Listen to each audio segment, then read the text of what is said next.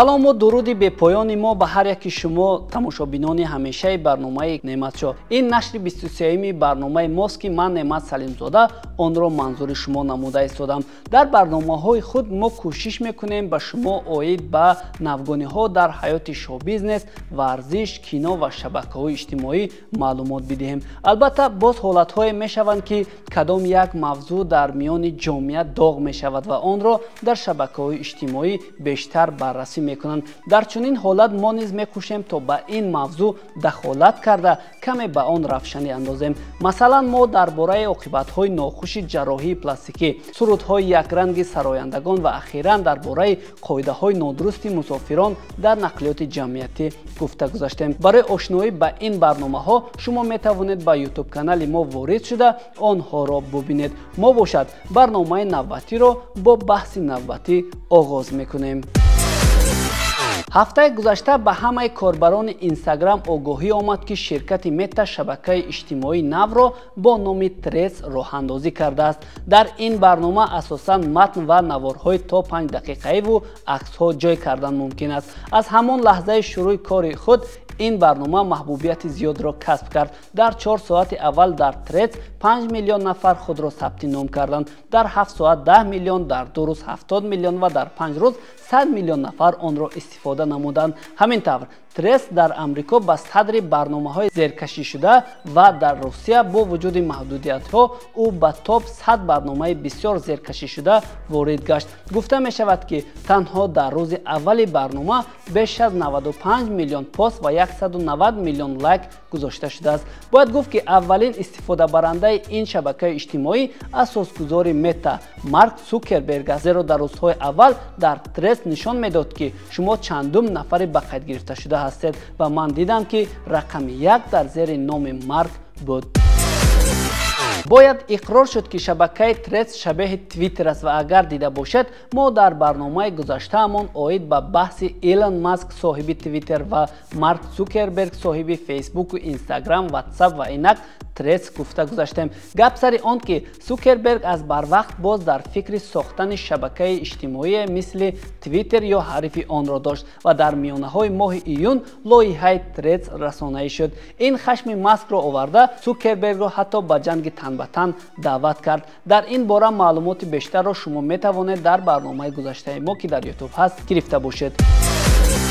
дар аввалин пости худ Марк навишт ки ман фикр мекунам ки дар бозор барои суҳбатҳои оммавӣ бо зиёда аз 1 миллиард нафар барномае лозим буд. Twitter қобилияти ин корро дошт, аммо онро амалӣ накард. Умедворем ки мо муваффақ мешавем. Дар ҷавоб бошад, Маск дар Twitter навишт ки албатта рақобат хуб аст, аммо қаллобӣ не. Бояд гуфт ки аллакай Илон Маск ширкати Meta-ро барои ин кораш ба суд додааст. Threads ва Twitter ба ҳам сахт монанданд, аммо дар ин шабакаҳои иҷтимоӣ бартариятҳоро ҳам мушоҳида кардан мумкин аст. Масалан, дар Threads ҳам дар зери ҳар матн шумо метавонед лайк, шаҳр, репост гузоред. Матн дар Threads бояд танҳо 500 аломат дошта бошад ки ин албатта барои баъзеҳо кам аст, аммо барои корбарони Twitter ин беҳтар аст, чун дар Twitter танҳо 280 аломат одатан иҷозат дода шудааст. Вале ҳоло дар Threads хэштег ва аудиоҳуҷра мисли Twitter нест. Корбарон низ ба ду гурӯҳ ҷудо мешаванд. Гурӯҳе ба Threads бартарӣ медиҳанду онро марги Twitter медонанд. Аммо боз ҳастанд афроде ки ширкати Meta-ро ба дуздии ҷолибтарин қисматҳои шабакаҳои иҷтимоӣ муттаҳам мекунанд.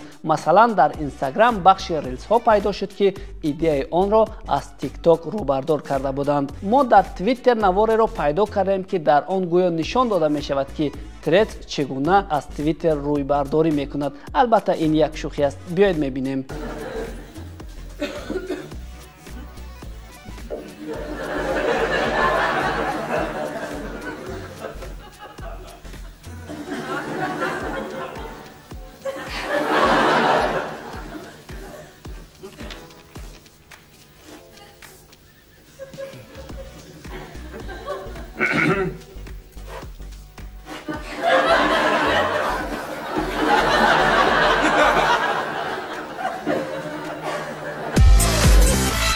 баъзе аз коршиносон тахмин мезананд ки Threads метавонад аз рақибони ҷонсахти Twitter бошад, зеро тағйиротҳои ахири Twitter корбарони онро пайваста хашмгин мекунад. соли гузашта маълум гардид ки корбарони Twitter бештар ба дигар шабакаҳои иҷтимоӣ ҳиҷрат мекунанд. дар моҳи гузашта бошад Twitter маҳдудият дар твит кардан дар як шобанарӯз ҷорӣ кард ки корбарон бисёр нороҳат буданд ва ба майдон омадани шабакаи иҷтимоӣ мисли Threads ҳам як баҳонаи нави гурези корбарон аз Twitter гуфта мешавад, чун онҳо мисли Twitter дигар майдоне надоштанд. бояд гуфт ки ба Threads танҳо бо аккаунти Instagram даромадан мумкин аст ва агар саҳифаи Instagram-атонро шумо ҳазф кунед, пас дар Threads ҳам он нобуд мегардад. маркетологҳо мегӯянд ки ин кор қадами дурбинона унвон мешавад, чунки ба ин роҳ Meta метавонад корбарони зиёдеро дар Instagram ҷамъ оварад. агар баъзеҳо бо ин ҷаҳиши рекорди Threads-ро фалокати Twitter мегӯянд, аммо дигар коршиносон зуд фарогир шудани онро мисли Clubhouse унвон карданд, зеро Clubhouse ҳам дар як муддати кӯтоҳ машҳур шуду, аммо зуд ба кунҷи фаромӯшӣ рафт. ба саволи он ки оё Threads шабеҳи Twitter муваффақ мешавад, маркетологҳо мегӯянд ки ҳоло дар бозори шабакаҳои иҷтимоӣ на муҷаҳҳазӣ, балки шеваи тарғиби он ва интерфейс нақши асосӣ мебошад. Threads ҳам ба қадри кофӣ сармоягузорӣ шудааст, аммо шабакаи нави иҷтимоӣ гумон аст ки замимаи Маскро иваз кунад, зеро шабакаҳои иҷтимоии гурӯҳи Meta дар ҳама ҳолат бештар ба фароғат майл мекунанд, аммо аудиторияи Twitter афроди ҷиддитаре бо мавзӯъҳои ҷиддӣ мебошанд. тамошобинони азиз, инак расидем мо ба фарҷоми нашри 23-юми барномаи Комментшоу. то ин лаҳза ман Неъмат Салимзода будам ва бовар дорам ки барномаи мо писандатон гардид. шумо метавонед дар Instagram, Facebook ва YouTube моро бо номи дар экран буда пайдо карда дигар барномаҳои ҷолиби моро тамошо кунед. то барномаҳои баъдӣ, хайр.